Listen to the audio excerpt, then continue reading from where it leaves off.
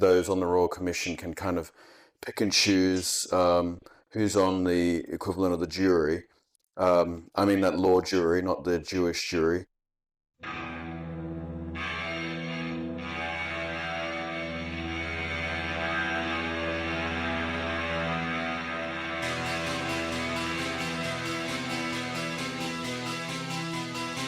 What you don't understand is where everything's leading. When all of the signs you see still point to overload. As you reach out your hand.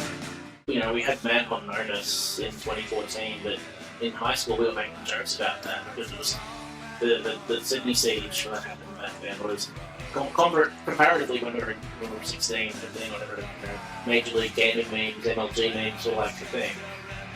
Everyone just looked at it as a big joke, and Counter-Strike was just, the game at the time, so everyone was just making Counter-Strike jokes and, how, the guy held up the Link Cafe because he thought the chocolates were halal, blah, blah, blah.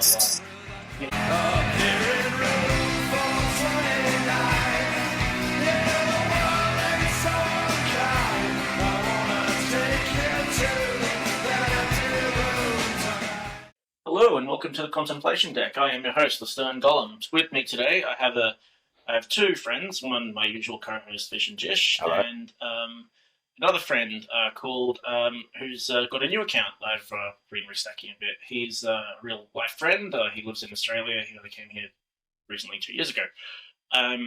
He has opened up an account with the pseudonym or writer's name, the Realist Leftist, and he comes from more of a traditional secular left-wing background. His perspective is quite interesting because he's originally born somewhere in the Middle East, I won't specify, and his family's been through a lot, and religious fundamentalism, and they've suffered under religious fundamentalism, and came to Australia as refugees, so he knows it all back to front. And it's funny, like it's what might be seen as universal leftist values aren't always respected as universal leftist values amongst progressive people here in this country. He's got a very good perspective to listen to, and he writes brilliantly. I will introduce them both, let them introduce them both in a second. And today's topic will be on the very notorious Bondi shooting that we'd experienced last December. We'll be talking our own perspectives on that as Australians who live in Sydney.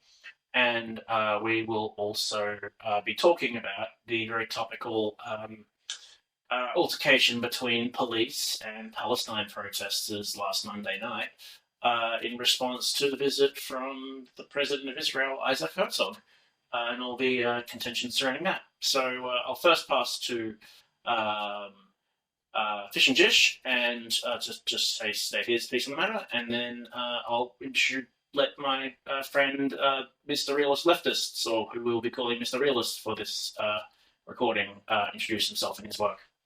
Hi, yep, I'm Fish and Jish. I happen to, as I said on my articles before, happen to live around the area of the Bondi shootings near Bondi Beach itself. Obviously, it was a terrible day with that, and I also made my own sort of monologue podcast on what I thought about the Bondi shooting and all the events leading up to it, and what I thought about it, which at the time was only a few days after the shooting, if that, and talking about how at the time, as we will be talking about for the rest of this podcast as well, how quickly it became politicized when the blood hadn't even been dried. And, the ongoing issues that would come about as a result of that shooting, some of which might be seen as correct predictions from me in terms of what's been going on since in the last, what's been 1 month since the shooting, such as the hate speech laws and the Royal Commission, which we'll also be going into. And as Mr. Realist, who will introduce himself as well, wrote an article about as well in terms of the Royal Commission. So I'll pass it on to them. Well, hi, mate. I'm Realist Leftist, as I call myself, Realist. The Bondi shooting was, for me personally, a turning point in my political views. because it brought back memories which we had back in the Middle East. Like, we never ever thought terrorism would be back in the country we chose as Australia. We cherish liberal democratic values of this great nation, and we want to live in safety and peace and prosperity. But once the terror struck Australia, everything changed, and we Australians facing an existential threat to our way of life through terrorism. And through this podcast, we'll discuss this in depth through different perspectives. Thank you. And if you just want to talk a little bit about what motivated you to start writing, and maybe talk a bit about your writing history before Substack, when you used to write for different magazines. Maybe not. Oh, yeah, that's all right. I won't specify. But he has some writing history for various online magazines. I won't specify what his name was and what the publications were, but he has some brilliant prior writing history. And on his Substack, you'll be able to find his writing style, which I personally really love. So to begin, for those who weren't aware, we in Australia had probably one of the worst terrorist attacks on our soil last December, close around Christmas. And a lot of the country has really not been the same since. It's kind of come out with, that most textbooks sort of, if you had to pull off an incident, with all the gun laws and stuff we have, and then try and get away with it, they did it. So we can't have automatic rifles following the Port Arthur shooting. We couldn't have semi-automatics. But what they do is they import military-grade shotguns with scopes and, bolt-action quick-load rifles, which are, the kind of like the pull quick back release ones. So the ones on the border of legality and from the Philippines, so the one on the south, part of the south that's controlled by Islamist groups that I didn't previously know about. And we all have different experiences the day of it all happening. I happen to be at church. I happen to be Jewish, but I go to a Christian church because I grew up secular and I found religion through Christ. But I was at church that evening when it happened, and originally when it was posted by a guy called Drew Pavlau, a lot of people might know, I originally thought it was clickbait. I originally thought it was just troll. I thought he was just trying to post AI footage for laughs. But then I started looking up the articles, and something very cold in me went down my spine that day, and I was frozen in place. We were all having, ordering some food at someone's apartment, and just stuck on Instagram, just sort of staring and watching a bunch of footage. It was a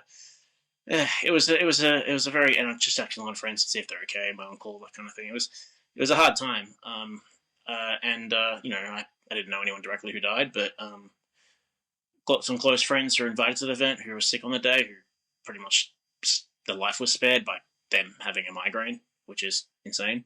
And they happen to know a lot of people who died. And then, it's all, I went to the memorial and stuff. Yeah, it's all pretty harrowing. I wrote some stuff about it myself. I wrote an article called a short lesson who not to take seriously when I was talking about like activists who were trying to disrupt the memorial because they wanted to make it about Palestine. And, I was just basically writing a thing about how they could go fuck themselves. That was my view. That I'll pass on to, and we're also talking about the protest that happened. We had Isaac Herzog visit this week, and all the sort of dramas around Bondi popped up again. What had happened was, for context, was the Australian Jewish community, which is very much involved with Chabad, which is an organisation just somewhat culty in some people's views, run out of Brooklyn. Sydney's very connected to the Brooklyn-based Jewish community, and through Chabad. And there is admittedly, there's a big Zionist presence and pro-Israel presence in Sydney, as there is in New York and in the United States, which has, its own set of influences and various contentions and implications that people, will not have opinions on.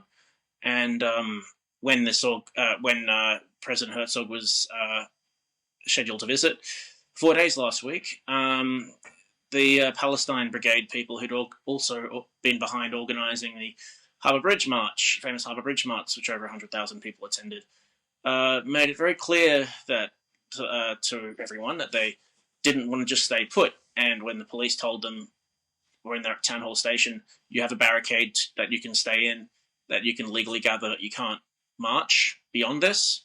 A couple bright sparks thought it was a great idea to break that order and break past the barricade, and all hell broke loose, and the police invoked a riot control response. And there's a lot of videos people might be seeing around the net, such as there was a police officer with his hand that was a chunk was bitten out of it because him and another police officer were restraining and beating a Palestine activist who then proceeded to bite into the guy's hand, and the guy posted a picture of himself with this chunk of his thumb missing. So beautiful things like that. And then there was a lot of people screaming like Anakin, the prequels. Some interesting footage. There's a guy in my high school who posted some footage about it, and it's very raw footage. So he's kind of posted it. I can link it as well. But it was a guy called David Tom. So he used his public name for his photojournalism, so I'll use it. But it's funny to watch. I'll link it in the show notes. But he's it's rather funny. It's amusing to watch in some ways because there's all the way these activists like get so dramatic and like get so like performative in some views. It's hard to feel like you're not watching like a bad theatrical performance, but it was real. And I don't know. I just felt like this week was a bit of a whirlwind in my view. And Herzog's left the country now, and a bunch of people all have their own views on how the police responded that day. But everyone, even on my own show here, will have their own perspectives, so no doubt I'll let them speak. First to Fish, and then I'll pass it on to Mr. Realist. Okay. So just continuing on from what Mr. Stern said about what happened on the day for him. For me, it was, as I said in my monologue already, I was on my way to a friend's house actually in Newtown, which is good because despite living in Bondi, obviously I wasn't driving there.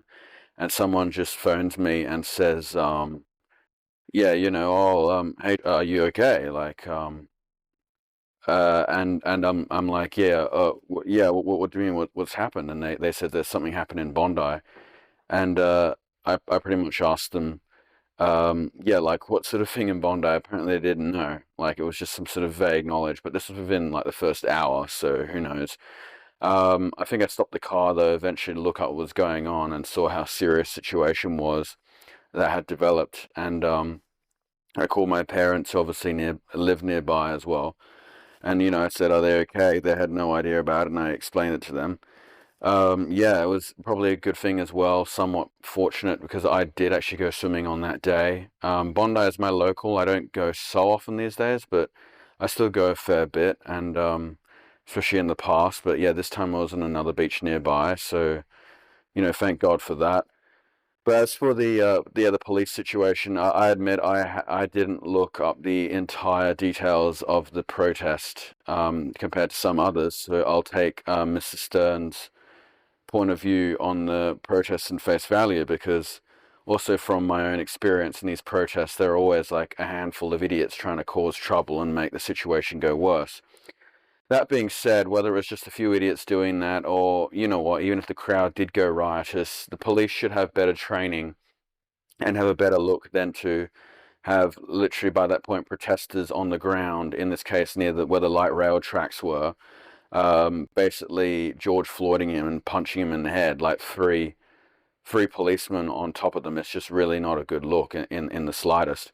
So I think it's like an interesting clash there in general. I mean, of course, these situations are politicized enough. Like usually probably you could say more of the leftists are the types that go, that ACAB sort of stuff, or cops are bastards, or, question everything the police do. And maybe sometimes vice versa with the right wing, who they maybe conveniently only really say this for left-wing protests, claim that, law and order is to be respected in basically all cases, and that those sorts of quote protesting grubs or something deserve to get their heads locked in and all that. But yeah, no, I was thinking more in terms of how ridiculous it is, even as a Labour voter, how much Albanese has flip-flopped in this situation. Like he started off being one of the many countries in the world at some point last year who started recognizing Palestine. That's the first time it's happened in Australian history. Like some countries recognize both. I'd say a great deal of countries still only recognize one or the other. This is the first time Australia, because we used to only recognize Israel, and now at least moving towards recognizing Palestine as kind of a threat to Netanyahu and all. Now it's just entirely flip-flopped by the fact that he invited the president who is at least complicit in what Prime Minister Bibi Netanyahu has been doing, and said a lot of atrocious things, essentially saying all the people of Palestine are a threat and all that sort of stuff, probably some sort of ultra-Zionist leanings too. And the fact that I argue as well that he also politicized the situation that happened in Bondi to refer to something going on in Israel or in general, like acting, yeah, I can understand, as Mr. Stern said, it's not appropriate for Palestinians to go along and try to interrupt the visual to talk about Palestine, but the same goes the other way around, especially when Mr. Herzog tried, basically just denouncing the whole Palestine protest, like treating them as if they're idiots and they don't know what they're protesting, and that, the usual protesting against Israel, all that sort of stuff is inherently hateful and anti-Semitic, as what we've been seeing in one of the stimulus videos on a particular lawyer's point of view on the Bondi attacks. They were saying that it's crucial to know whether, in this case, the shooters were trying to shoot Jews wholesale in general, or if it's more of a protest against Israel, because while they're often conflated together and often are related, they're not mutually inclusive. Like, obviously not all Jews are Israelis, and usually that way around. And there are, to be fair, secular Jews that live in Israel as well. So those are my views for the meantime. I'll pass it on to Mr. Realist for their very interesting point of view. I'll highlight some concerns regarding the visit of the President of Israel, Isaac Herzog. Herzog, if someone who follows Middle politics will remember Herzog was the front runner for Israel opposition, was the leader of the centre-left Labour Party, and back in 2015 he was the candidate for the centre-left Zionist Union, which was a coalition or an alliance between Labour and the party of Tzvi Hezbollah. He was, let's be clear, he was a person who prioritized the Israeli-Palestinian conflict, solve the conflict peacefully, and he met with President Mahmoud Abbas, who Israel severed ties with him, and that was, let's imagine if Isaac Herzog won the elections in 2015, Israel would be in a very different situation now when you have partner in peace like PA, but now things are different. I think also, because we mentioned Herzog, I think some pro-Palestine protesters burned a bridge. By burning a bridge, I mean they ignored any pro-peace camp in Israel. They ignored the existence of different pro-peace organizations in Israel which they could cooperate with, because Israel is a liberal democracy, only liberal democracy in the Middle East. They have many organizations, NGOs, who advocate for peaceful solution. Let's imagine if those protesters cooperated with them, how things would be. And regarding what happened during the protest, in Melbourne, we saw the flag of Taliban, which was very concerning to see a flag of terrorist state flying over our skies. That was really horrible, and it's also disgraceful for those who allowed this to happen, and it's also a betrayal for Afghani people who live in this country, fled from Taliban, and to see the same thing, same flag, same ideology based here in Australia. I think also what pro-Palestine movements need to do is to see who's protesting there, because it's not the first time. There have been many times we saw many extremist flags, and this issue must be instigated. And those who raise these flags, those who share these extremist ideologies, shouldn't have any say within the Palestinian movement, because they are harming the Palestinian movement, and because of them, people become suspicious of the movement. Because first there was a Hezbollah Tahrir, and now Taliban flag, and tomorrow who knows, some Brotherhood maybe, which is very concerning. I'll definitely add to that point. You've got a very strong Middle Eastern perspective there, and obviously from your own, personal situation you privately let me know about. You got obviously prime first witness of this stuff. So here, myself, and Fish and Jish in Australia only see this stuff on the news, and so we'd never actually have the. We were blessed enough to never encounter this stuff, but now, you look at what's been happening now, and this stuff is, we had Manhunt Monas in 2014, but in high school we were making jokes about that because it was the Sydney siege that happened back then. It was comparatively when we were 16, 15, whatever, Major League Gaming memes, MLG memes were like the thing. Everyone just took it as a big joke, and Counter-Strike was just, the game of the time, so everyone was just making Counter-Strike jokes, and, how, the guy held up the Lint Cafe because he thought the chocolates weren't halal, blah, blah, blah. That was just like, we were all making jokes, like left, right, and centre about it, and it didn't seem nearly as serious, and most of the deaths ended up being because of the police officers just rushed the situation, and a couple of bullets ricocheted and killed some hostages, so... the only person that the actual terrorist killed was like a cafe manager who dived over the gun once. So there was an inquiry into that. It was a Royal Inquisition into that one, like overnight. But this Bondi one, there's been some contention around the Royal Inquisition to this one.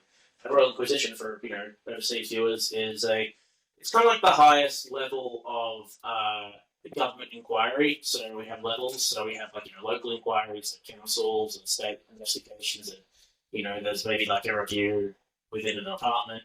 But a Royal Inquisition is when by signed off on the Governor General, who's a representative of the monarch, says that this will be a wide-ranging, very expensive, long, couple-year inquiry into this matter, and multiple people will be summoned and questioned about this, and people can anyone in the public can make submissions over it. We had this over the bushfires. We had this over the the Van Hormona shooting. We had this in children, Aboriginal children in custody. We had this in old age care homes. We had this into preschools following pedophiles being let into preschools. Those are some guys who started working in early learning, and a couple toddlers getting touched and stuff. It was fucked up. But we've had these inquiries into these kinds of things. But for the Bondi shooting, it's like the whole country didn't know what to do, and half the people said they didn't want one, and then a lot of the Jewish community and the victims of the shooting wanted one. And then originally our Prime Minister, Anthony Albanese, was reluctant to put it in because he thought that it would somehow divide people and cause Muslims to feel targeted. But the problem is that when you say that kind of thing, it looks like you're trying to suppress an inquisition into the thing, in my view. And he just wanted to suggest it just be like a review of policing and intelligence and that sort of thing. But we kind of got the worst outcome possible in this, in my view, because we then expanded this not into just an inquiry on the nature of Bondi and that kind of stuff, but we did it into a wide-ranging inquiry of the vague notions of whatever abstract notions of what social cohesion might mean, or what anti-Semitism might mean. It's just we're doing a Royal Inquisition into a philosophical concept, so that's why it's getting weird. And they've also now included prejudice against like Aboriginals and stuff like that in that, because we had the Australian Day protests this year, and they were, for the most part, they were pretty tame. And in fact, like most people by like proportion in Australia, as the whole showed now, majority now support not changing the date, which is like last year most of the country supported changing the date, but it just kind of flipped, or over 60% now support just keeping Australia Day as it is, which is interesting. Faster, as what polls might say, attitudes have changed. That being said, also, what had happened in Perth was there was some kind of just, we don't know who he was, hasn't been identified yet, but this guy got arrested who was, most people believe, was associated with far right, kind of racial extremism, and he, white Australia sort of, dude, and he chucks a homemade bomb with full of nails and ball bearings into a crowd of anti-Australia Day protesters in Perth, and he failed to detonate. We can just say that I'm glad the guy's chemistry skills were like suitably awful. They didn't detonate, but that now got classified as a terrorist incident, so now Aboriginals are now being included in this inquisition, which is going to be millions of more dollars, and it's going to... I thought it was already general as well. Yeah, and they're including Aboriginal prejudice in this like such cohesion thing now. It's stupid. So like, and if you're working in the Australian public service, like a lot of friends of mine are, it's going to make you a fair bit of money, but if you're working in it, but for tax purposes, God, like imagine how much money we're going to spend on this damn shit. I mean, that's my view, but it's the Mr. Realist wrote a great article about why we needed a inquisition into the matter in Bondi, because of when it was being stalled. It looked really bad on Albo's part, Prime Minister Albo's part, that he wasn't going to do it, and so Mr. Realist wrote an article about it, which I really liked. I think I should end up cross-posting that to my subscribers. But that being said, now whatever it looks like they're making the Inquisition into, I find it hard to tell. But just all I can hope is that like something good comes out of it. That's my own view. I'll pass it on to Fish and Dish for his thoughts, but it's I don't know. I feel like things have become very messy in Australia. What do you think? Oh yeah, I don't see how it's been any less messy than beforehand, but obviously such a traumatic event is going to make the worst out of people in terms of that. For me, I'm not so into the Royal Commission only because I think those on the Royal Commission can kind of pick and choose who's on the equivalent of the jury. I mean that law jury, not the Jewish jury, and which is fair enough. It's like a court case, but a lot of things will probably have it that, for example, which is fair enough to them, but it's probably going to be fairly predictable. Like a lot of Jews are going to go, "I feel unsafe," and then they're going to use that as an excuse that there's rabid anti-Semitism here. Like, okay, there might be. I probably agree that there's still a great deal of anti-Semitism around the world, but simply put, this is not 30s Germany either. And yeah, I mean, we've had, and this is not a tangible sort of issue as well. I mean, obviously, the people who are dead and all that is tragically tangible, but I mean more as in the previous Royal Commissions, which I think one was on Northern Territory care home issues, for example. That was the Centrelink Robodebt one. All of those were about tangible things that ended up killing people. In this case, this is more like, people obviously died, but, just looking into how hate speech, more in that sort of case, has affected these attacks. It's just, I think, an oversimplification of how radicalization works. Just like how I said. Well, I had a quick comment if I don't Yeah, sure. too much, but I just want to write through on this. Funnily enough, the Jewish community has also been very, very divided over the hate speech stuff. In fact, one of the father of the 10-year-old Matilda who died went on to the news before the week before the hate speech laws, like these 1984 draconian hate speech laws were passed. They're all recommendations about pretty crazy envoy for anti-Semitism, who's essentially just like, I don't know, the equivalent of like Jonathan Greenblatt working for the ADL over in the States, like just political as fuck, you know. Yeah, Siegel. What was her name? No, yeah, Siegel. Gillian Siegel. Yes, that's it. And Gillian Siegel, she's not.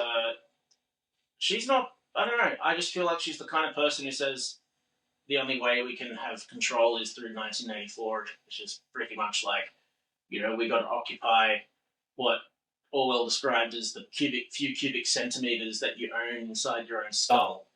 Because, you know, in 1984, everything's owned by the state except the few cubic centimeters inside your own skull. Yeah, and no criticizing Israel, which arguably goes against our sovereignty by that point. Yeah.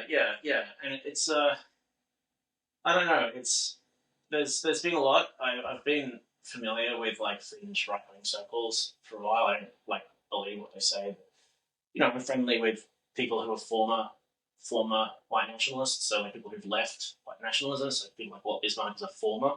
He's like an ex one of those people. He was never a particularly strong one in that view.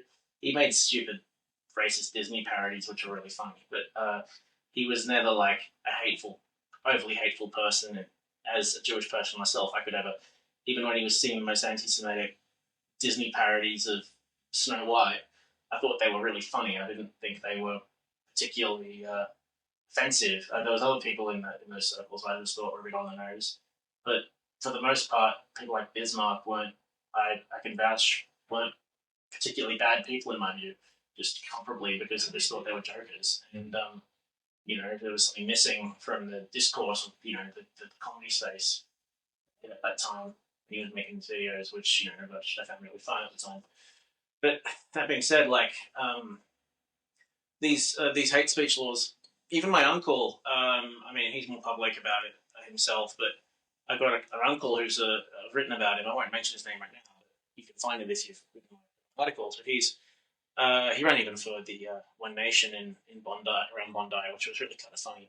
But he's like, look, he's like my conspiracy uncle, and he uploaded a video of himself on YouTube, like bashing up a mannequin with George Soros's face on it, and so like, you know, that kind of nuts. And you know, singing about, he made a song parodying.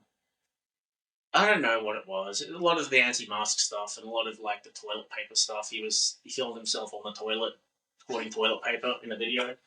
I don't know why he did, but he was singing as well on the toilet. It didn't make a lot of sense. But he posted on his Facebook the other day that this was a few different Jewish associations with different political bents. As you know, the whole expression, you put two Jews in a room and there'll be three different opinions that come out of the other end. You got this Jewish Board of Deputies, who's essentially like the ADL.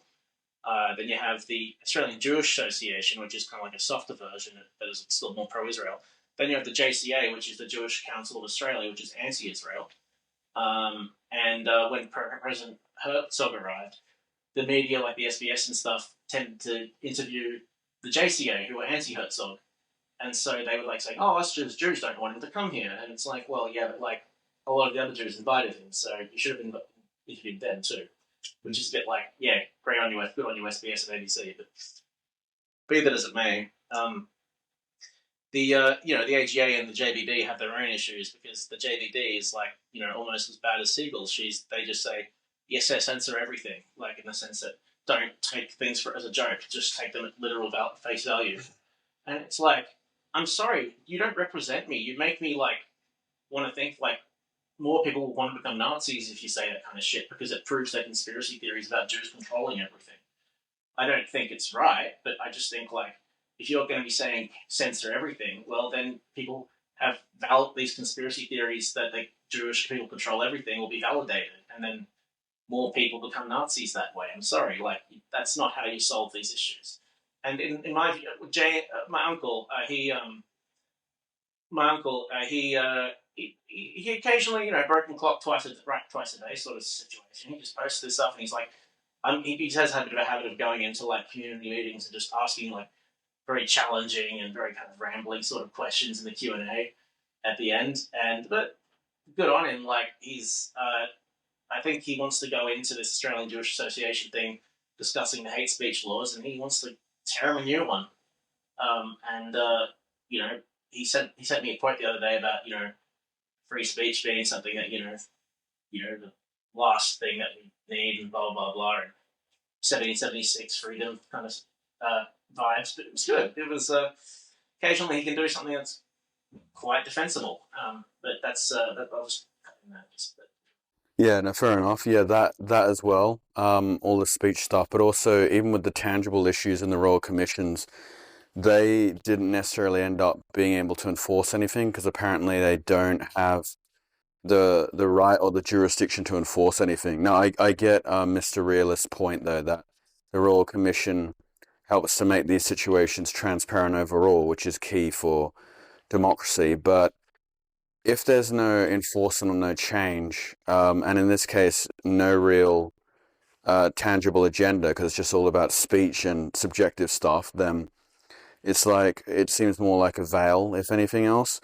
But I am no. Also, I think they don't have the jurisdiction to investigate what they want either. I could be wrong on that part. For example, one thing I do agree with is seeing what ASIO found into the investigations there. But as far as I'm concerned, ASIO can pretty much just go, no, it's a national security thing, which is valid, but also a double-edged thing, like all of these, you know, intelligence agencies that sometimes go a little unwieldy. The most infamous example being the CIA. You know, they can go, it's not in the best interest of national security, but could also possibly even be going rogue. But yeah, I don't think the Royal Commission can force ASIO with that, and I wish we did something like that instead. Made I don't know what could make these companies, these government organizations sort of talk or whatever. Maybe some sort of enforced ASIO investigation. I don't know that sort of stuff, but yeah, that's what I think about the whole thing. I think I was going to say something else about the whole situation. Yeah, I quite like the whole concept about in one of our stimulus videos we were looking at, which was on the lawyer's point of view, is they were saying that very quickly the media started pouncing on the fact that the shooters were just anti-Jewish, which was based on, you know, the surface level understanding of the Arab-Israel incident. And one thing that was interesting as well is, as this lawyer said, you know, quite smartly as well, of course, that they've never justified anything the terrorists have done, of course, because what they've done is unforgivable. But that it's worth going into the psychology of the shooters and the perpetrators in these situations to know exactly what they were thinking and how to combat them in future, which I think is something that neither the media or public usually go into detail on much at all in terms of radicalization. They all just go, oh, they must be nuts, which might sometimes be true, but is invariably not. And it's just an easy sort of justification for sometimes the very unjustifiable, you know, horrific situations. Yeah, I just thought that was interesting as well because yeah, I don't think at least at the time of that video they still hadn't looked through the shooters details and information of what they shared and what they did, and they also said other things as well of interest in terms of the public transparency, as Mr. Realist would put it. They usually censor a lot of these content and stuff like that for people to read, which in some ways the government is sometimes justified for doing in terms of like keeping national safety and not spreading the trauma around. But on the other side of things, it gives people a chance to kind of understand the situation themselves instead of having the media and government kind of tell us what to think in that sense. So I'll bring that on to Mr. Realist. Well, so I'll start with the Royal Commission. I think it's important to have that. It's important because the last 2 years, were been very horrible with the Jewish community. Antisemitism was on the rise in our streets and our campuses, and the Jewish people were not safe. They didn't feel safe. They felt excluded and terrorized by extremist groups. And I personally believe if authorities like government or academic institutions or a public non-Jewish population listen to the Jewish community, listen to their challenges which they faced in the last 2.5 years, we couldn't face the same challenges we face today, because today we're reaching a situation which we need answers, because the Bondi Terrorist attack didn't happen out of nowhere. There have been extremist ideologies growing up in this country, and there have been some incidents, like before the terrorist attack, they attacked Jewish care centers, they attacked Jewish synagogues, and Jewish homes. Like, Jews as a group were targeted by those people, and we need answers. We need to know why further actions were not taken, and we need to know who are responsible for this. And those who are responsible, honestly, even for non-Jews, they cannot be trusted for our safety. We need people we can trust to guarantee us our safety. That's why the Royal Commission is very important. But as Mr. Sam mentioned about social cohesion stuff, I would say anti-Semitism is different from indigenous Aboriginal and Torres Strait Islanders issue. So personally, I believe they're two different issues and shouldn't be mixed. I agree about the Royal Commission at this moment should be just around anti-Semitism and especially around Bondi terrorist attack. But for Aboriginal and Torres Strait Islander stuff, it's a bit different issues, very different issue. If there would be a Royal Commission, then it should be a different one, not the same one. What are the issues you mentioned? For example, we have to also, there's something important which the former Prime Minister Scott Morrison addressed during the anti-Semitism conference in Jerusalem, when he addressed the issue of, like, there's extremist Islam issue, and some groups or some agencies are trying to hide that because they think it's cause social cohesion. It will affect our social cohesion, but at the same time, we really have extremism issue. We need to address it. We need to address it openly, but also in cooperation with the Muslim community, because Islamic extremism is taking Muslim community as a hostage, and Muslims are the first victims of Islamic extremism, Islamic terrorism. That's why we need to lend them a hand, and we need to empower voices within the Muslim community. There are many voices who've been terrorized by these extremist groups. We know what's happening in most of the Muslim world. In the old Muslim world, there are terrorist groups, there are bombings, assassinations. These issues are very concerning, and Australia needs reformed Islam which walks within the path of 21st century.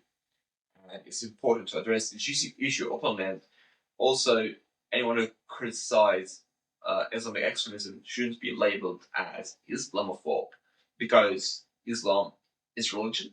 Also, within Islam, there are political groups like Muslim Brotherhood, Hezbollah, Al Qaeda, debating these organizations and labeling them as they are terrorist organizations shouldn't be classified as hate speech. No, on the contrary, this is an issue regarding our national security, and we need to debate it openly.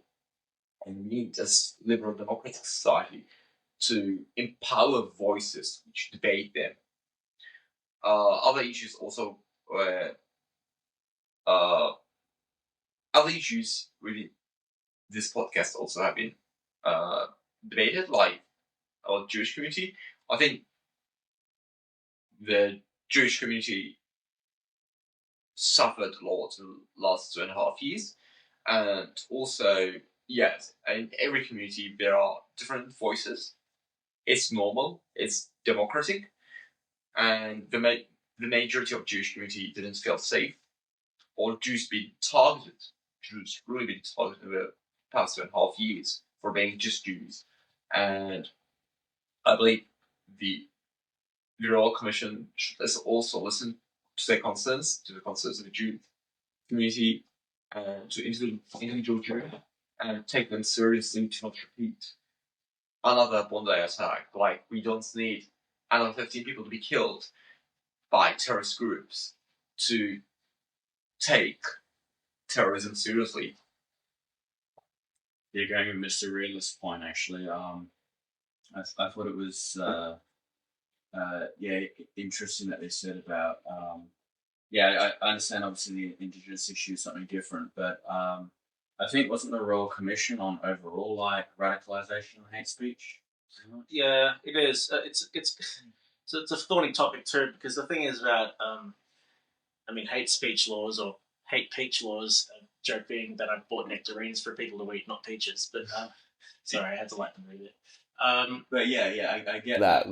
But that's why they probably did include the Aboriginal stuff. And also, while I don't necessarily agree or disagree with them, the reason why leftists usually have the whole Aboriginal and Torres Strait Islander stuff at these protests is because they see it's a similar sort of thing about settler colonialism, like with the Israelis taking Palestinian land and home is like the equivalent of, the British and now Australian government taking Aboriginal and Torres Strait Islander homes.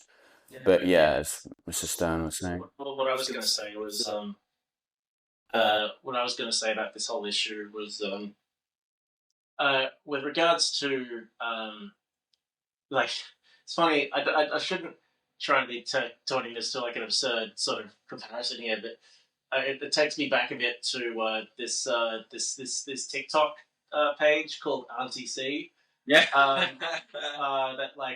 It's this Aboriginal auntie, so an auntie in there's uncles and aunties in Aboriginal culture, similar to like in the black community, you get the Uncle Tom or Aunt Jemima or whatever. Those are stereotypes. But yeah. There's she's this Indigenous woman living in Wagga, which is like inland New South Wales, from what I understand, and she just posts these long videos ranting about various things that sometimes nonsensical, and she's kind of almost locale level stuff, but she does stuff where she knows what she's doing. So there's one video she walks into like a 7-Eleven store and then starts like quizzing a random Indian dude about whether or not he's paying rent to Aboriginal land. And he has no idea. What she's talking about. Yeah, he goes like, excuse me, sir, the landlord pays the rent. And then she's like, yeah, but we're the traditional owners. You don't pay the landlord, you pay us. It was so stupid. And then she walks out of the video, the store, just like laughing to herself. She's proving that point. Yeah. It's so stupid. But then one of the funniest videos I've ever seen by her is like that gets posted everywhere. Is like it's her having a rant about Palestinian protesters, and she goes like, "Oh, the Palestines." She calls them the Palestines. "Oh, the Palestines. All they do is wave their flags when it's not even on their country. You don't see the English people doing that. You don't see the Germans doing that. So why the Palestines?" So like, every time they bring that up, I just want to spam that clip to them. Like, oh yeah, because then it's like, oh, here's an Aboriginal one ranting and stuff in a way that you doesn't agree with you. I think some Aboriginal people must feel the same way as well, though. Because they're like, maybe so. This is our flag, not yours. Yeah, during the referendum, for the Aboriginal voice, even though the majority of us here on this table, from what I understand, voted yes to the referendum, the voice to Parliament, I voted yes. No, these guys definitely did. Yeah. But a lot terribly communicated. Yeah, it was terribly communicated. I had a lot of friends who voted them. But one of the most interesting people I've met who was going to vote no was I was at my local jazz bar when I was living in Marrickville, which is also Albo's electorate. And there was this properly Indigenous, almost 100% ancestry Indigenous group that was coming like a blues band, but really good to listen to. But at the drinks afterwards, we were just chatting a bit, and then sort of we got on various things. I was just chatting about music and life and stuff, and we got onto The Voice, and then they were telling me they were going to vote no, and I'm like, oh, interesting. And then they said it's because they said to me, we're sick of people out there, like activist people, who tell us in the Aboriginal community what we want to believe, and they don't understand the politics of what goes on in these Aboriginal communities, and how voices and elders will represent the government in voices and stuff. And the way that it was structured in their view wasn't going to help abnormal lay people in the communities. So everyday people like themselves who aren't on councils and who aren't in like committees and who aren't in like upper indigenous like corporations. Yeah. The ones that are just regular indigenous voices weren't going to be represented. It was going to be like it was going to be the enfranchised corporations and the enfranchised committees. So they were going to get the voice, and so they felt like they weren't going to get a voice if like as it was currently structured went through. And so because of that, they didn't want to say yes. They said no. And that's why a lot of Aboriginals want to go straight to treaty, which is treaty is representing the rights of all Aboriginals. Like Waitangi. Yeah, like Waitangi, yeah. Now, look, the idea of a treaty would have to be quite carefully thought out because if we currently look at what's going on in New Zealand, people might have different perspectives on this, but there was the famous, obviously, the Maori Party about 2 years ago. There's a famous, they were starting doing the haka in New Zealand Parliament, tearing up the bill to water down some of the interpretations of the Waitangi Treaty. But I looked a bit more into that. Originally, I was like supportive of that, but then I looked into it, and I found out that there's a crazy amount of power that Maori councils, like land councils, have over farmers. So if you've got a river running through your land and you're using the water to feed your crops or whatever, you can't use that river water in like above a certain quota unless you apply to that Maori council to approve it because the Maori owns the water. Really? Yeah, it's like the idea that the Maori manage the land and Maori manages nature and nature is managed by Maori. So they're almost like putting like a public resource in the hands of an indigenous corporation. Interesting. And so as soon as you're saying that like, it's kind of, I'm not going to bring in the Bible, obviously, but when you're saying like all the creatures of the earth and they're made for man or whatever, or if you want to look in secular terms, like nature being a public resource or a natural resource or a natural service, you start bringing into the traditional owners of the land thing, then you've introduced an ownership aspect of what a natural resource is. And then it means that like we already pay, mining companies don't pay enough tax, but what they do is they have to pay a lot of money in royalties to local Aboriginal corporations where they're mining. And a lot of the Aboriginal elders, or a lot of Aboriginals out in the mining country call it sit-down money, which means like they just sit down and receive money. And so like out in like those areas, they get these, a lot of them just get royalties and flush with money, but like whether or not it goes to productive investments is another thing.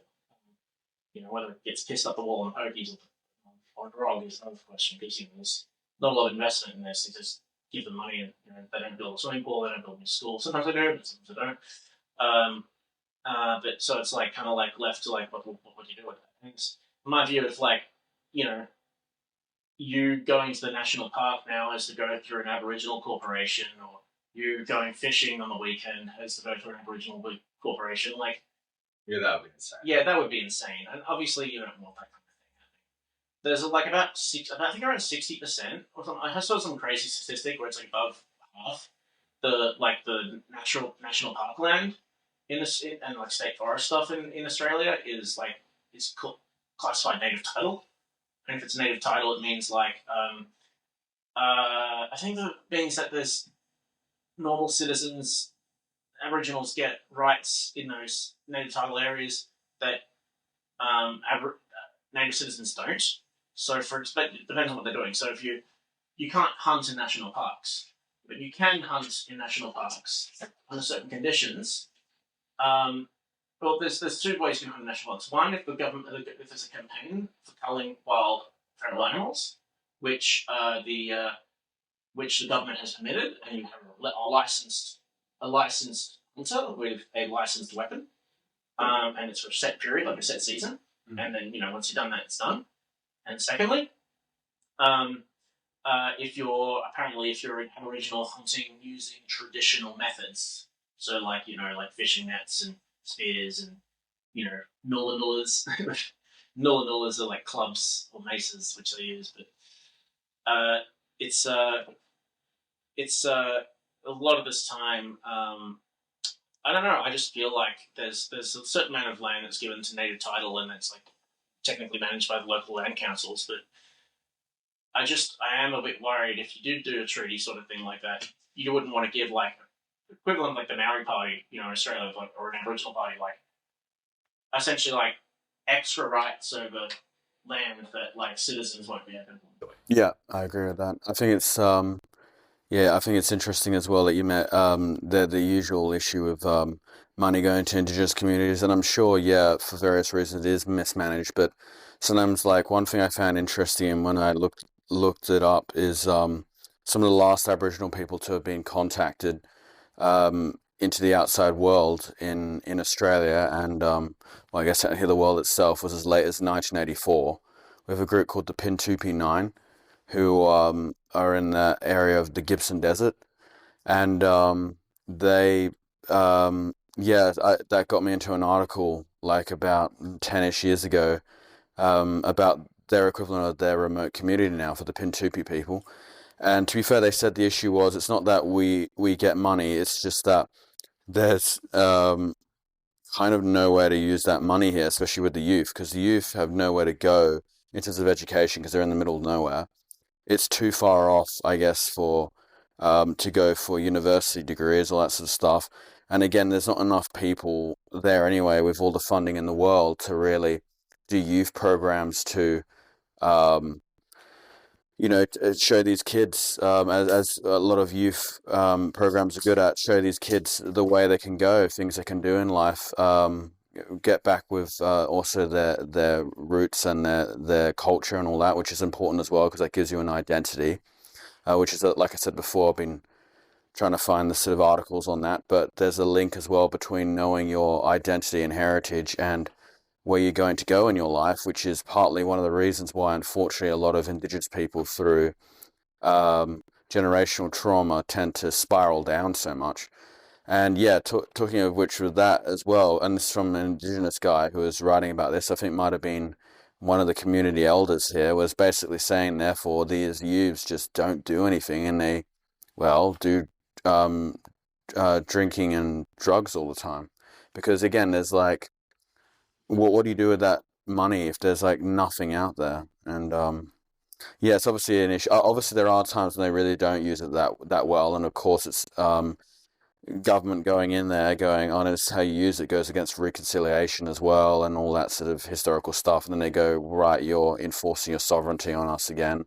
It's kind of obviously a big time complex issue, but I'm interested to hear what Mr. Realist, from their point of view, especially being fairly new here in Australia on the issue. Well, I might even just add one thing you could also talk about is because obviously, similar to me, you've come from like a non-ethnic majority community.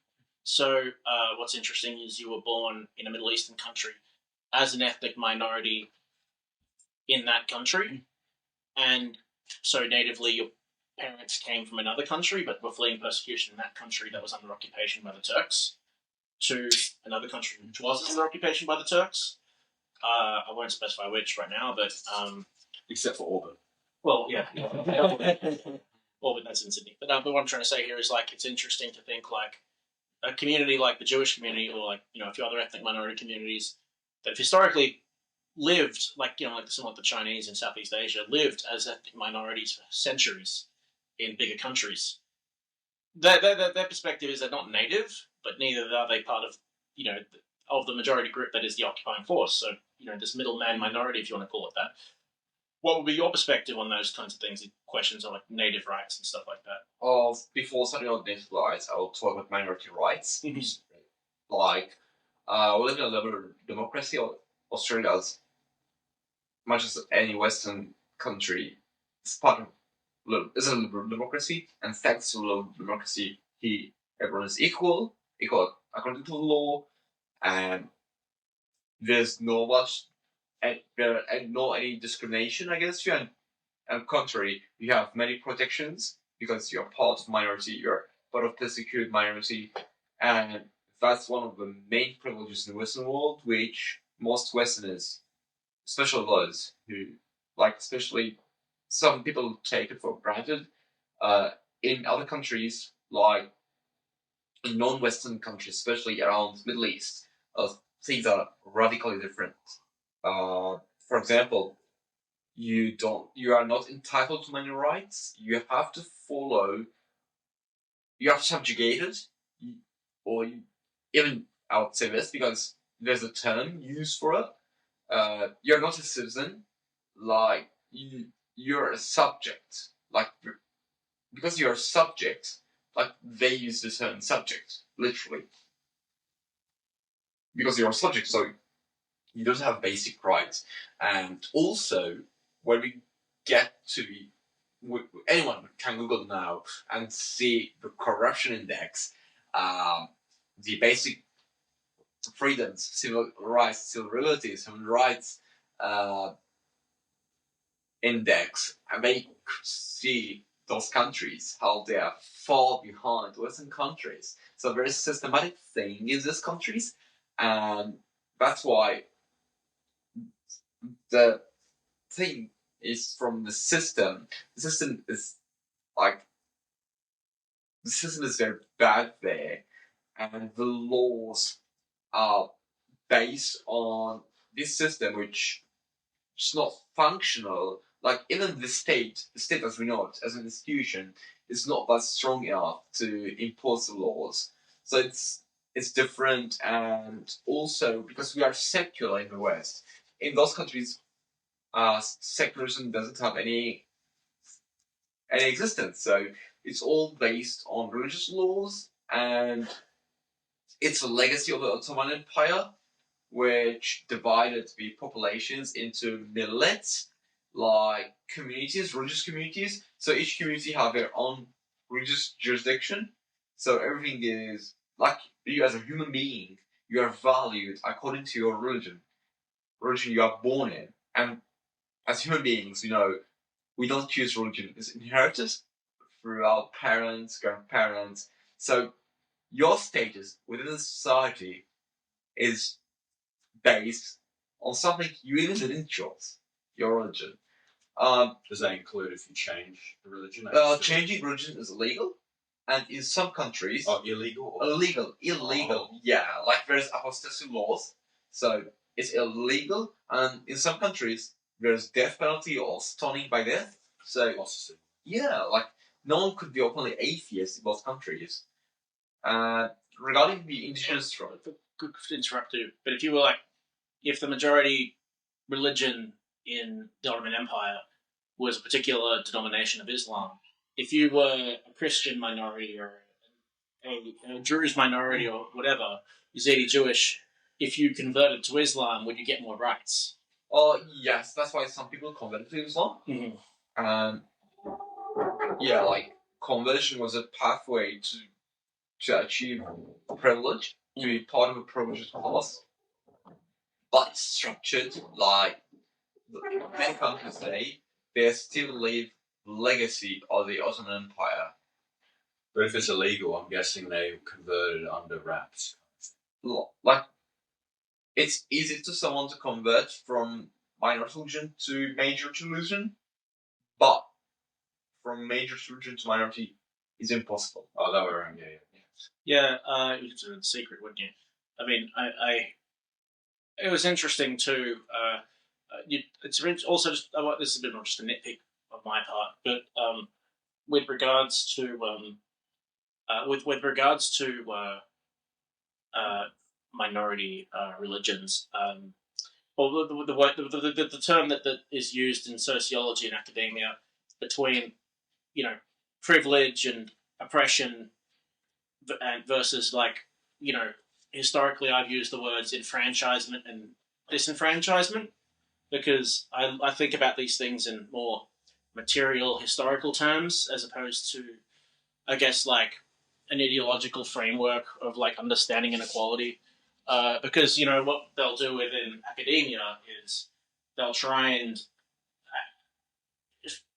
make it more philosophical and turn it into like a political sort of speech, makes it into like a political ideology. So like, in the study of like political economy or like sociology, sociology with through a political lens, not sociology that's traditionally practiced or like even something like, history viewed through politics.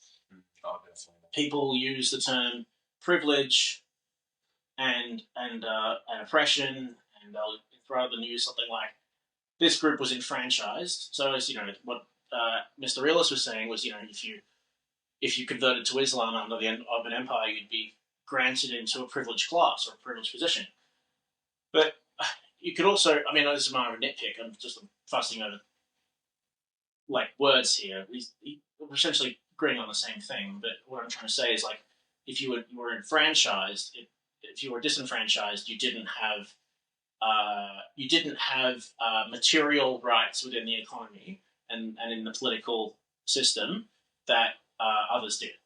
And then if you're enfranchised, it means you had rights and wealth within the political system, the economic system that others that everyone else did. So what was interesting is I watched another stimulus video we watched was, well, I watched some people got through it as well. It was there was a guy from used to work in the Lotus Eaters called Callum, and he's got a channel called Britannica, as in like Encyclopedia Britannica.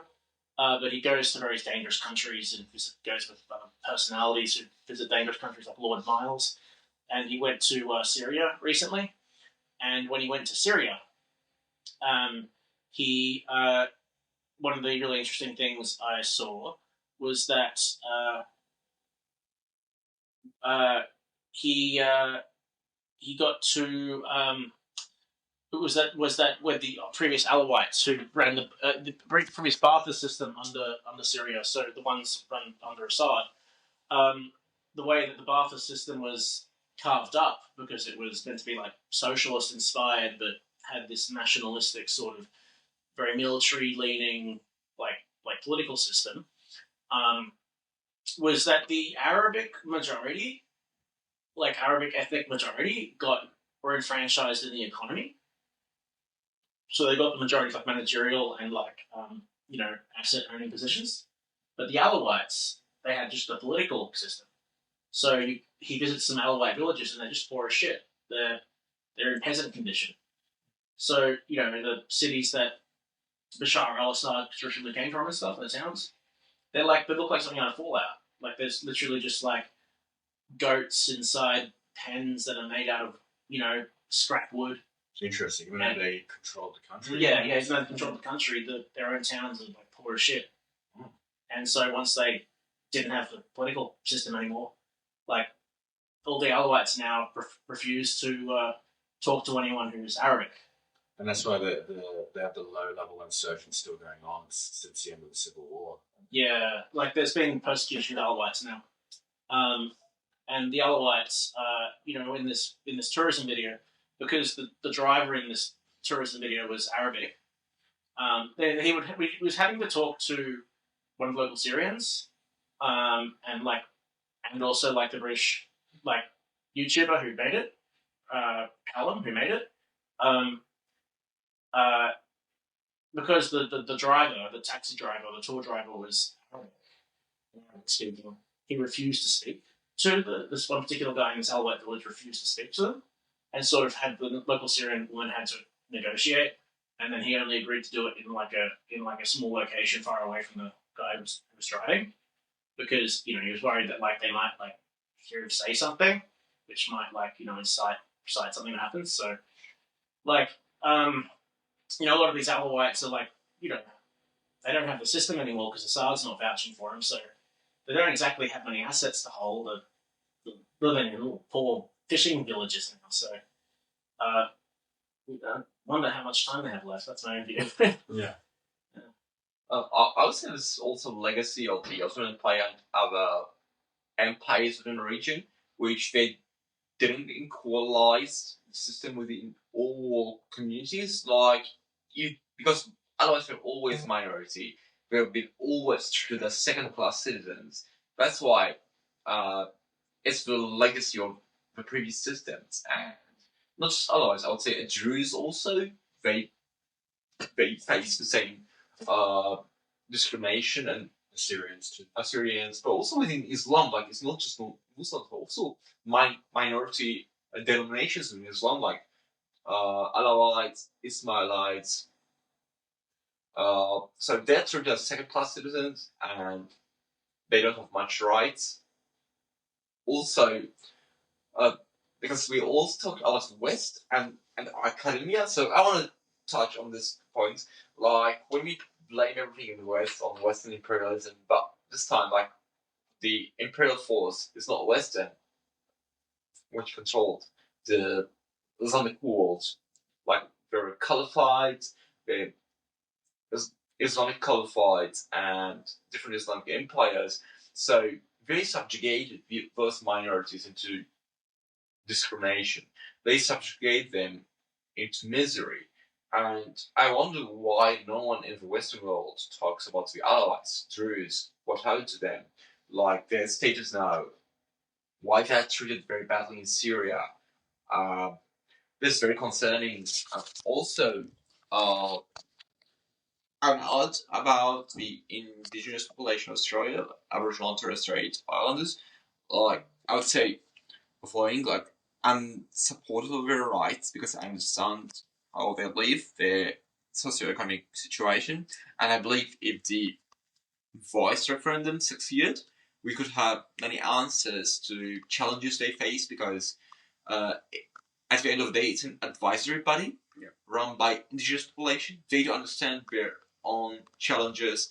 They could help the government, federal government, to solve these challenges, and especially what's happening at Springs, but also about the education, about employment.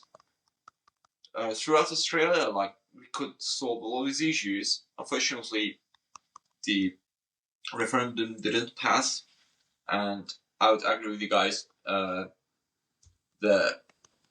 campaigning was very poor. The message didn't arrive to everyday Australian, so everyday Australians could understand what's the referendum about, and they didn't understand how the advisory body works. And there was also misinformation campaign from the far right fringes of political spectrum. They're on strong misinformation and disinformation campaigning based on fake news. That's what I see every day. The message, because of a poor campaigning, didn't arrive to everyday Australians. And if we look towards the Western world, like, because we're privileged to live at the level of democracy, everything is talked openly. We reflect on our past to create and write a better future for all of us. And we have to look towards Canada and New Zealand when they have treaties with the indigenous populations, and the living standards of the indigenous population are higher because of that. And I believe Australia could achieve that, but I believe it will happen gradually, like first through advisory body like a voice, or maybe in future it will be different thing, and then towards treaty, because we have to prepare the population, we have to talk about it openly, and in the future if there is a campaign, so the message should be clear, more appealing towards everyday Australians. I can answer your question. I tried to cut in, but I could feel my head burning there just because I wanted to say something, because you touched on something that I've been thinking about for a bit, actually. One thing that really annoys me is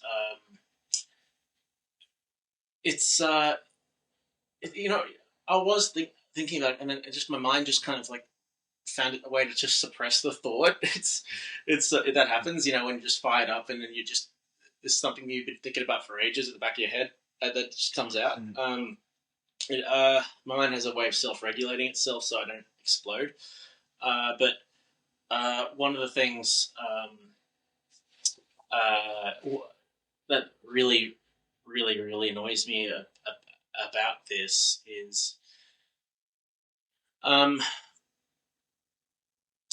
probably get back to that topic. It'll probably come back to me, to be completely honest with you.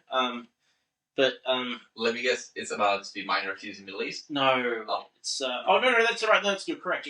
No, you're right. No, you've touched on it. So I love how, like, when you talk about, like, the political spectrum in the Middle East, and you come from the Middle East, and you talk about it in, like, language using, like, secular or, like, modern, like, Western sort of political, like terminology, like left and right. Like, if you went to the Middle East, I'm sorry, if there's a theocracy, and it was a Christian theocracy, everyone who was left-wing in this country would be calling it a fascist regime. Right. But for some reason, when you talk to fucking Palestine protesters about what's going on in Iran, they think that the protesters having solidarity with Israelis for a peaceful Middle East, they see that as right wing. And they think that the Ayatollah, who, look, it's not, this is one of it's a dark thought which I don't think is completely true, but because they give these Palestinian protesters will constantly give the blind eye towards people like Hezbollah and Hamas, to the extent of that stimulus I sent you, the one about, his name's Nick Hanna, he's a corporate lawyer, but he's a criminal lawyer who made a podcast called the Bottom Lie Podcast, which I'll link in the show notes. But part of the video is really interesting because he asked some legitimate questions about needing to investigate the shooting. But part of me it made my blood boil because he goes like, oh, back in the war in Lebanon, Israel was responsible for killing lots of Palestinians before the resistance group Hezbollah showed up. And I'm like, what the fuck? No. You wait for a second. The Shatila and the Shabra massacres were conducted by Lebanese Christian forces, and they were the ones who massacred those Palestinian camps in Shatila. And when the Palestinians had the PLO and they were causing unrest in Jordan and Egypt and Lebanon and Syria, and they wanted a larger Palestine, talk about Greater Israel, they wanted Great Palestine.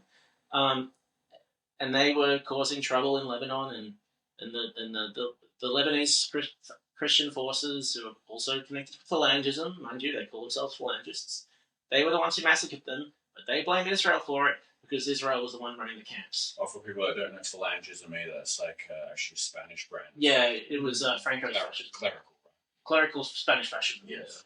And with so brown shirts. They wear brown shirts. Yeah. Yeah. They were black shirts, but Mussolini the black shirts, but Really? I thought most of them were brown shirts. no, it was black shirts Mussolini. Yeah, I know. I'm saying most fascists. Oh yeah, now it's the brown shirts. But in this case, like, I don't know, like when you say Hezbollah was a resistance group for fighting off the Israeli oppressor, it makes you almost think that you're pretending Hezbollah did nothing wrong, and you're saying like the Lebanese did nothing wrong. So that's what you're annoyed about. Yeah. Because he's Lebanese himself, I'm pretty sure this guy is, and so he's like writing apologies for like Lebanese war crimes, and like one of the things he said was because Hezbollah famously is, people who aren't so familiar with it, was a group similar to Hamas, but like they run the southern half of Lebanon, and they aren't accountable to the Lebanese parliament. They're like a micro-parallel country at this point.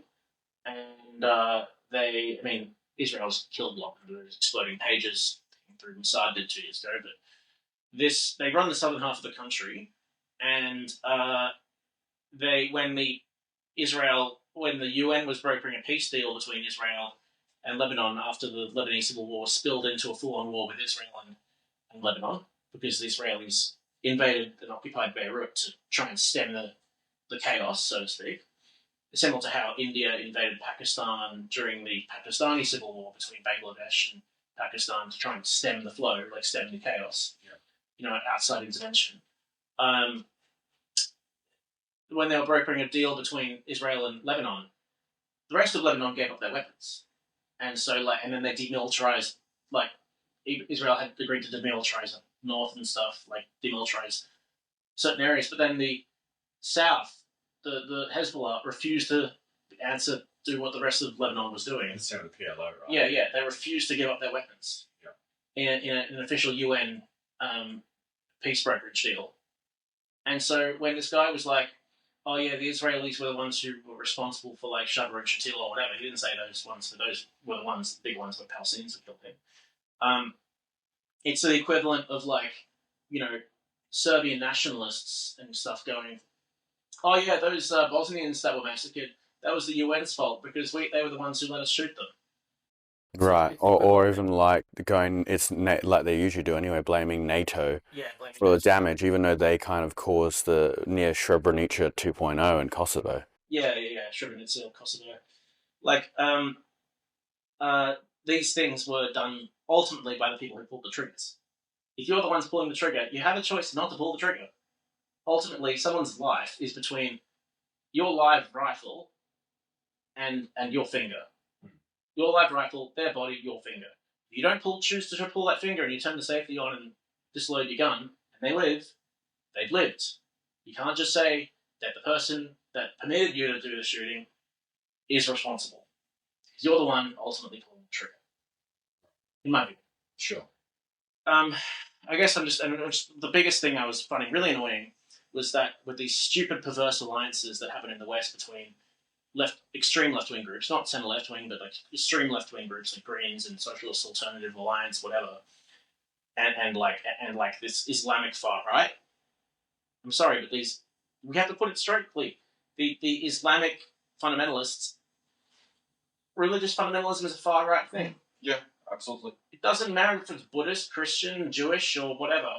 Islamic fundamentalism is right wing. I don't know, like, I don't see any other countries, even like, you know, I don't see any other like theocracies or, you know, countries where there's like still these functioning religious dictatorships that are like,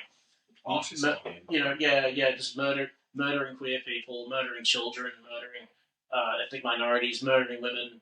Like if this was happening in the West under a Christian leader, there'd be like riots in the streets. But no, it's okay if a Muslim does it in their view. I was going to go off of both of what you said there, actually, because I'm glad Mr. Stern went on about sort of more the perverse alliances. Yeah, that as well, but also about how people politicize history and then like put it into an incredibly narrow lens. But also like with what Mr. Realist said about it's definitely not always Western imperialism's fault in the Middle East. I don't know if you've seen, if you've heard of a YouTuber called Jabzy. He like makes like hours. I have to send you that, by the way. He made like, now it's up to about a good 10 hours on Middle East history. It's incredible. Yeah, because I remember Mr. Stern, for example, giving me, I think it was him, he gave me an article ages ago from, I think it was like, I don't know if remember if it's the SBS, I think it might have been or something. It was like some, in this case, might have been a female Muslim writer or something, writing about was the Ottoman Empire just as imperialist as the Western powers or something like that. Long story short, it was maybe softcore, but it was still kind of an apologetic kind of thing. Like saying some sort of really dishonest crap about how, for example, well, I think the Turks did try saying this, for example, they tried saying that when nationalism came to the Ottoman Empire, they tried going, look, everyone's Turkish, but they still wanted, I guess, either contradict themselves or wanted the best of both worlds for them. In other words, everyone would be Turkish, but if you're Christian Turkish, then we'll look down upon you. Mm-hmm. You know, we'll see you as you know, I'll butt in again. I mean, like, I won't obviously.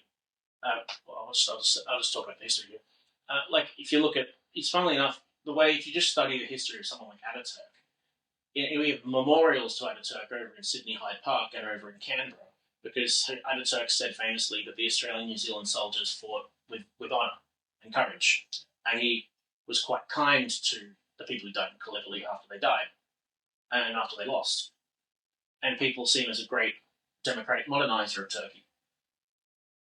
People don't realise the movement that preceded him, the Young Turks, who happen to be a show that's running on the left, God knows why, were the ones who were killing Armenians. CUP was, but yeah, I think they're the same thing. Communist Union Party. They're the same. Communist Union Party, yeah. Oh, okay. Yeah, but so the previous like guy who, like the monarch who was running Turkey before they got rid of the monarch, by all accounts what I've read into, I could be corrected on this, was nicer to Armenians. They tended to give them more rights. Suddenly, like as soon as they had democratic reforms, suddenly the Armenians weren't people anymore. Or they weren't as valid as anyone else. Right. So that's why I find insane. Like, I find like, yeah, he was a great modernizer of Turkey, but a lot of his original followers were also part of the Armenian genocide. Well, Ataturk didn't stop either. Yeah.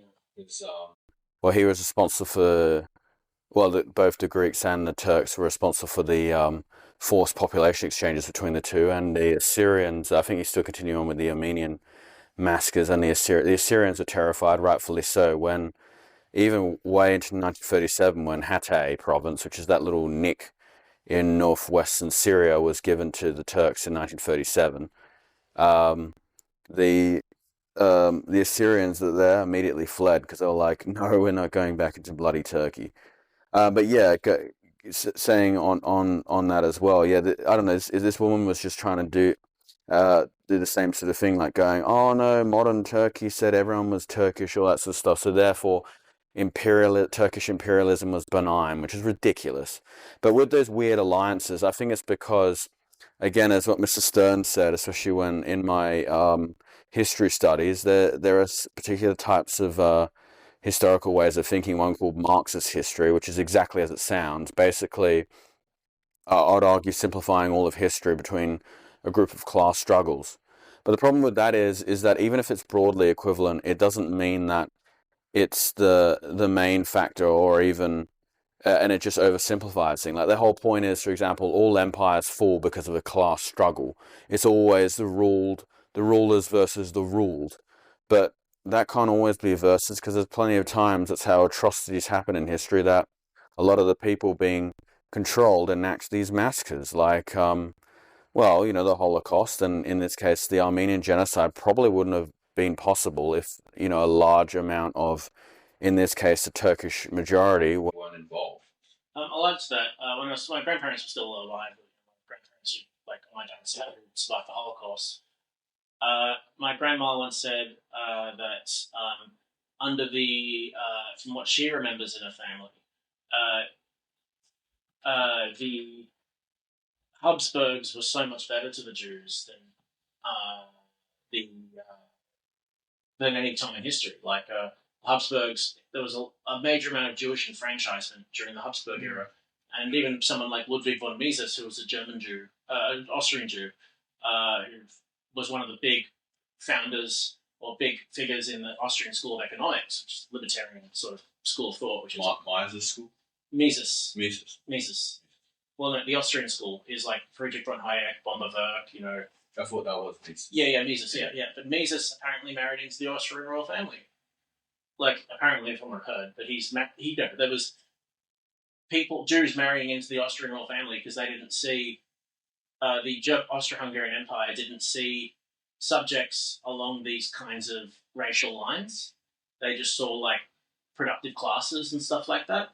And under the Habsburgs, like, obviously they killed, like, Franz Ferdinand was murdered because the Serbians wanted their own country. But when it came to this nationalism, from what I would interpret, the nationalism was based on wanting to have your own country as opposed to being an oppressed, racially disenfranchised group of people. Yeah. Like a lot of other empires or modern dictatorships, which were involved in that. And it seems it's funny, like when the person who takes over and says, I'm going to give everyone rights that the monarch didn't give them, they're very quick to murder a lot of people. Like, under Tsar Nicholas II, sure, there was a lot of oppression of Ukrainians and Estonians, like my great-grandfather was Estonian, and Tsar Nicholas II actually they're in bonded serfdom for most of the year of the occupation of the Tsars. I thought it was Alexander that ended the serfdom. Something like that, but there was this late period of the Russian Empire that they were given, like, rights. Yeah. It's funny how the Estonians and the Latvians and Lithuanians and the Finns and all these people were treated as soon as Stalin got his chance to do what he wanted with them after the war finished. That's true. Yeah, you think or even Lenin, the fact is... Forced Russification against the Kazakhs as well. Yeah, so the Russians the revolutionaries knew that there'd be independence movements in Ukraine. There was a dude who, I'm not that fond of, but he was a big anarchist sort of guy called Nestor Makhno. And he was part of this Ukrainian independence movement, anarchist independence movement. They were all killed off and sent to gulags. Magnovia. Nestor Magnovia. Yeah, because that's what I always found funny. I've spoken to anarchists before, and the usual excuse, even communists say, we didn't have time to create our great regimes because you Westerners are always against us, as if they weren't against us as well. No, the Russians were the ones killing the exactly. anarchists. Yeah, so I told them, you could kill you, communists. Like the Your far leftist brothers. yeah. Like the Russians just killed off all the Ukrainian independence activists. Yeah. So you think like, well, I'm sorry, like you did it to yourselves. But, we didn't Not even that the Ukrainians did it themselves, but the Russians, communists did it. we didn't even. I don't think we were even indirectly involved. Never. Yeah, exactly. The only thing you can ever say was a direct sort of involvement is when German intelligence brought in Trotsky to train him into how to overthrow the Russians. Yeah, but that was before the whole Magnovia situation. Yeah. But yeah, no, you're absolutely right about that. Like, but yeah, as they would usually say, right back at you, Mr. Stern. It's not imperialism if they do it. Wink, wink. But yeah, I think they do that as well, talking about the oversimplification, because again, from uni, as I told Mr. Realist as well, because a lot of these leftists have this sense that they're very pro-minority rights, which is obviously fair enough on paper, but then it goes to the stupid kind of, you could call it fundamentalist sort of thing, where they think that therefore minorities can't really do any wrong. Not really, anyway. Like everything is like even if it's legitimate criticism, you're punching down, or if you're a majority going through a bad time. As I've said with other leftist terminologies as well, it's always like I always joke. I call it like Schrodinger's what's it called, the feminist term thing, not pastoralism, the patriarchy. I always call it Schrodinger's patriarchy, precisely because every time, if it's like in this case something that benefits men that doesn't benefit women, so in this case women are the minority, even though even in that term it's definitely debatable to call them a minority. Calling them like disenfranchised. Yeah, disenfranchised. That.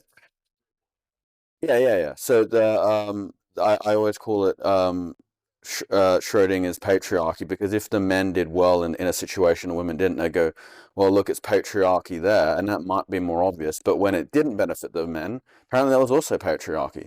So patriarchy benefits us, but doesn't at the same time. In a supposed shadow government of men, that also conveniently cannot be really pinpointed.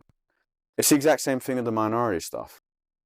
Other minority stuff. Yeah, there's this moments in like these like modern like postmodern or critical theory inspired leftist ideologies that only come out of academia, that as soon as they're applied to like, I don't know, practical real world examples, they just suddenly become really retarded. Yeah, all the dissonance comes out, all the double standards, all the various types of. I remember hearing that all the time on campus. Obviously, we're not going to say our uni. Well, you went to a different uni to me, but the clubs we were involved in, some of the leftist ones in particular, some person would go, and it could be the same, like it could be an angry Muslim in this case, just imagine the equivalent, but it could be a woman going, oh, because of X bad experience I had with a man, I hate all men, and I would simply go, quite uncontroversially, whoa, that's a little too far. Like, I'm sure, well, Mr. Realist can talk for themselves. You don't hate all Muslims, obviously, even though exactly. So even though you've been through that horrible fundamentalist treatment. So, like, people have to understand there are difference between Muslim and between radical Islam. Radical Islam is an extremist movement within Islam. It's a political movement.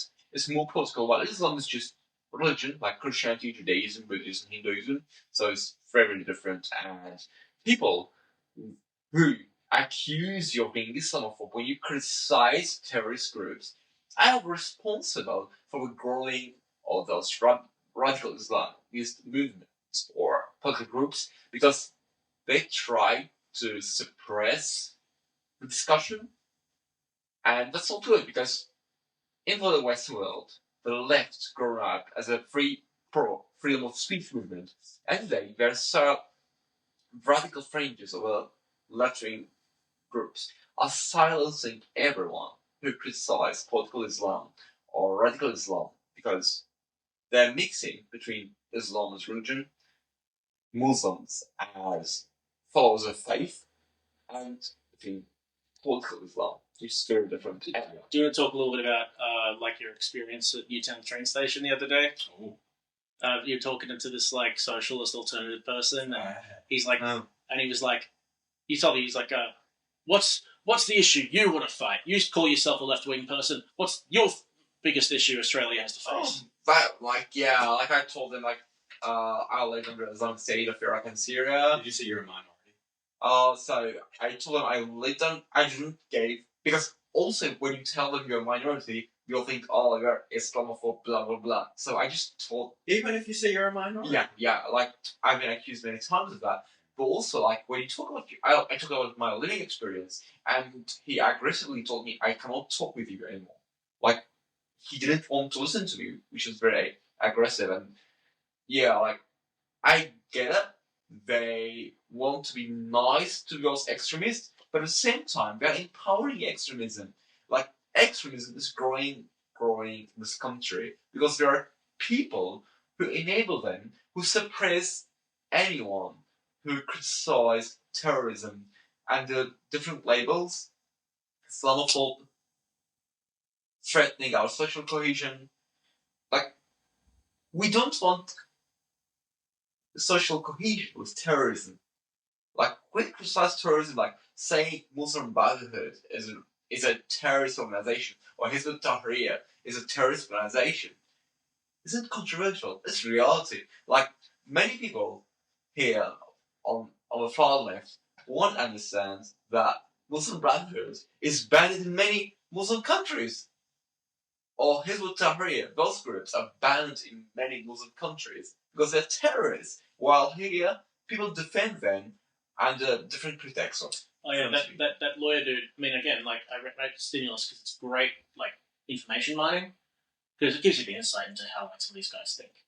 Great, some interesting points, on the origins of Chabad and the origins of people like Rabbi Schneerson involved in using settlements in the West Bank and in Gaza in the West Bank to leverage against Palestinian Authority negotiations. So saying, oh yeah, we have all this land occupied in your territory. When we make a land deal with you, we're going to leverage that land and occupy more. Your land is so you have a lesser piece of the pie. That's what he was advocating for, and Chabad still kind of believes that kind of stuff to some extent. Right.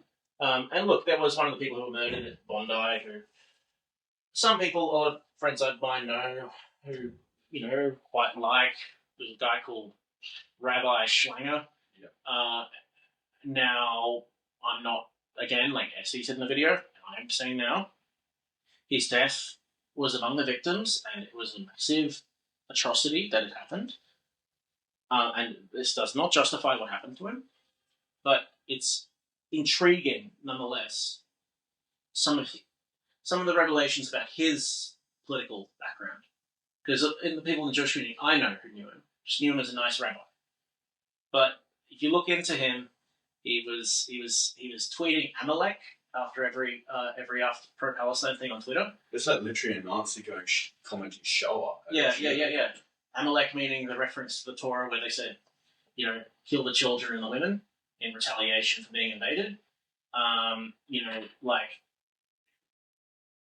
Netanyahu's quote referencing that was used in the be for or against it, South Africa's submission to the ICC as potential evidence for intent for genocide. Yeah. So if you're tweeting that at every single damn protester or whatever, anything Amalek, multiple times, and you also put a video on Instagram of yourself hanging up a portrait of Rabbi Schneerson on the Bondi synagogue wall. Well, I mean, it does look weird, right? It looks horrible. And look, Nick Hanna in his video on the One Y podcast that I sent a Stimulus made some interesting points there. Just the only thing I saw that really pissed me off the other day was I look at his face popped up on my feed again because some people were sharing some stuff surrounding the police crackdown on the protesters on Monday night, and he was commenting on it. Then the first pinned video you see on his little mosaic on the wall of his Instagram, the pinned video is why banning the Iranian Revolutionary Guard from Australia will be detrimental to democracy. I'm I don't know about that. Albo banned them because they were funding gangs, so Iranian gangs and Muslim associated gangs in the gang scene. Doing it in Sweden too. Part of all the migrant stuff that was going on in Sweden, like there was one of the stuff if you've around certain circles on the internet, you would have seen stories like grenades being chucked at police stations in Malmo. That was connected actually. The ABC sort of did a thing on it. It turns out it was like Iranian gangs that were paid by the Iranian government to like the revolutionary government to cause like Muslims to rise up against the Swedes. Like the burning of the Jewish shops that happened also. Yeah, that was all these Iranian affiliated gangs, or the revolutionary gangs, and it's just like gang members being paid off by like various representatives to carry out these hit jobs, and they're chucking Molotov cocktails through and like spray painting swastikas, chucking Molotov cocktails through shop windows and into synagogues in Melbourne. Like, they're the ones doing that, and I'm pretty sure that's the bigger threat to democracy than, I don't know, banning the government that's funding it. Yeah, that's true. Like, I'm lost for words sometimes at some of the behaviours that some of these commentators will, like, these double standards that they'll take. It's like, yeah, no, you're right in criticising some of these questionable, like, Jewish, kind of like political, religious, culty sort of organisations like Chabad and Schneerson. But hang on.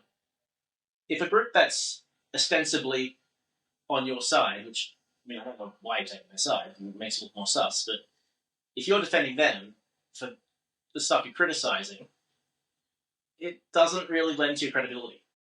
Yeah, I agree. Like, I would agree with him in a sense that we should be looking at freedom of speech as much as possible, but I don't see anything about defending freedom of speech there by stopping these organizations from actively buying goons to go and terrorize. Well, it is a terror attack as well, arguably, obviously. It's just a different form. It's just arson and physical intimidation, and, well, because terrorism by broad definition is just enacting violence for political gain. So yeah, I don't know why he was saying that either. It's just a bit insane. I'm not for.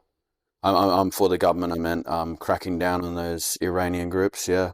The only thing I was thinking of was yeah, I won't say my sort of work area, but working in the government and all. I've had an Iranian friend before. He's a bit eccentric though, and he sort of just disappeared from the face of the earth, though. I'm pretty sure not related to anything. He was saying about, yeah, that's right. I asked him because I think a lot of people, it was going to crack down on Iranian visas as well, with the whole situation after the burning down of the Jewish businesses and the connection to the Iranian government that was found by ASIO. And I was asking him, yeah, is he okay? Because I don't think in that case it should obviously impact on good law-abiding people's views. Yeah, so yeah, pretty much that's the only time I really care about the freedom of speech in that sense, because as I'm sure you would agree with me on as well, Mr. Realist, that I don't think good law-abiding people such as yourself who come to Australia should be impacted by people, sometimes unfortunately that might be from your own country, not literally your own country in this case, who cause trouble and try to cause any social division. So you can tell me about that, Mr. Realist, but I'd also like to know more in detail about what happened in Newtown, if you don't mind. Oh yeah, so I was in Newtown, and people from Socialist Alternative were there. Members like just talking about politics, Newtown Station in the morning. So this is a couple of weeks ago.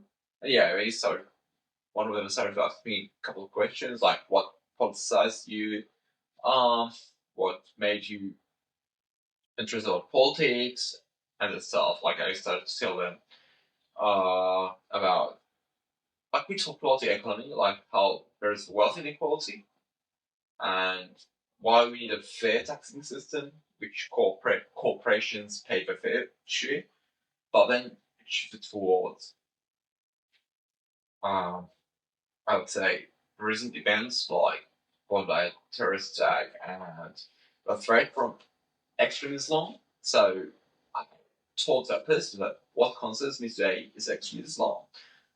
And then they shut you down. Like I told them, like I'll live under ISIS. I understand how bad it is, and because the shooter of like was influenced by ISIS, so he was very angry and aggressively responding. I don't want to talk with you. Like you just said it straight out. Didn't even listen to you. Yeah, he didn't try to listen to me. It's true, but yeah, like it was very bad. Like, but that's bad also for the brand you represent, because when you represent a brand that stands with minorities, a brand that empowers the oppressed, but you just pick one group. And This alternative though, they're like, I don't know if you've heard of PETA, like People for the Ethical Treatment of Animals. They're literally like that for the socialists, because I've heard of plenty of even nutty socialists and communists who go like true socialist alternative. I'm pretty sure like, and you know, based for them, I think there's like some South Australian left-wing groups outright like banned socialist alternative from their protests, because that's all they do. They go to these protests and it's almost disgusting. I'd have a word with them if they do that again. They just use the event clearly to advertise their, well, they call it socialist, but it's like a bit like how, I don't know, actual crypto fascists would just call themselves nationalists, or, you know, outright, or all those sorts of groups. They're basically communist. They just use these protests to advertise their sort of stuff. Because I remember the first time I went hit with a socialist alternative person, and also at the age when you start becoming more political anyway. I think just when I turned 18 or so, and it was like there was a petition going on at Newtown for something, I forgot what, but it's something I agreed with, and it was socialist alternative then. I started signing it in, and it was exactly like what you would expect from like some, I don't know, freaking religious group out there that always tries to make an ulterior motive out of it. It was literally, the guy is called Joshua Lee. I can say his name here because he's a big deal though. To be fair, like giving him credit, he's very active, and he actually does a lot of organizing as a protest. I think I might have met him there. If you met him, that's interesting, because he was part of the group that organised the protest on Monday night, Yes. and he was arguably, I'm not sure. Also the bridge. I think he helped with the bridge protest. He helped with the bridge protest, and it's interesting too. Is from the footage I saw, I can't confirm this, and please don't quote me on it, but from the footage I saw, he seems to be the one advocating for them to breach that barricade in the footage. Oh yeah, I'm not surprised. No, I did meet him actually. Sorry, it was just after that I met them, I think, because he took me to, there was a vigil for female victims. I think it was one of those brutal like raping, killing attacks on one woman. I forgot what the context was. This is years ago now. This is like I don't know if I was in uni yet, maybe either 2014 or 2015 anyway. But just before then, on this petition thing, I was signing it up, and then they were going. And again, like I've had this conversation before with religious people in terms of just saying out of the blue, what do you think of redemption? But in this case, they asked me, what do you think of a revolution? And I'm like thinking, what? I'm signing this bill that has nothing to do with that. But I engaged with them anyway, and I told them my truth. They weren't rude at me, at least this time or whatever. And I just pretty much told them I think it's ridiculous, revolution. And assuming we're talking about radicalization here, I'd argue bloody revolution is extreme, even if it is sometimes on the right side of history. I mean, at least in hindsight, like, you know, toppling down Assad, you know, it's still extreme in the sense that it's still going to go violent, shit's going to go loose. But I just told them, no, I don't usually agree with it, at least in the context they usually mean it, about just taking up your arms, doing a whole Leninist thing, and you know, stringing up anyone, as they always say, who disagrees with you, who's a so-called capitalist or kulak. I told them that, and how most revolutions in that sense don't usually work. But, you know, I don't remember what they said, but it was the usual kind of goalpost shifting, or they sort of went something else, or I don't understand the whole revolution, or it's the West's fault that the revolution failed, yada yada. But if you like, they always blame the West. Well, they live in the West, and they're privileged to live in the West, because in most countries, like non-established, especially in the Middle East, like left-wing parties are persecuted. Left-wing people, like those, like no one can blame the West, because they're on the left. Those people were on the left, and those who executed them were Middle Eastern governments. Like this happened after the colonialism, or whatever people will call it. And also, colonialism didn't happen just from the West, but also from Ottoman Empire, which is non-Western power, is Islamic power, but also, like, when we look towards Middle East, there are Islamic conquests, like Norway in Mesopotamia, or previously known as Judea and Samaria, there were Muslims or Arabs. There were Assyrians, there were Jews, but the population changed because of Islamic conquest. And no one talks about Islamic conquest today. Like, they force people to Islamize and Arabize. But today it's not considered as colonialism or imperialism as what West did. Maybe because we in the West have more freedom of speech, and we're more free to talk about our own history. That, like, let's say here in Australia or the United Kingdom, we talk about British colonialism. I'll just quickly, I'll put this on. We'll put this on an interlude because, and I'll edit it now. But like when you've finished, but like basically my phone's on like 1% and it'll kill the microphone. So right now my phone is running low on battery, and there's two microphones that are kind of screaming out at me right now. So this discussion has been going really, really well. It's now at the 2-hour mark, and where we'll probably have Mr. Realist on for another episode because it's been quite excellent. That's it. We should have him on for his experience as well as a. Happy guys Yep. with you. And we'll be inviting others in future as well, as we've always have been in our shows. Some other Substack guests, like we did with Sunshine, second episode we did on obscure figures of history. So let's do that. And this has been the Contemplation Deck, and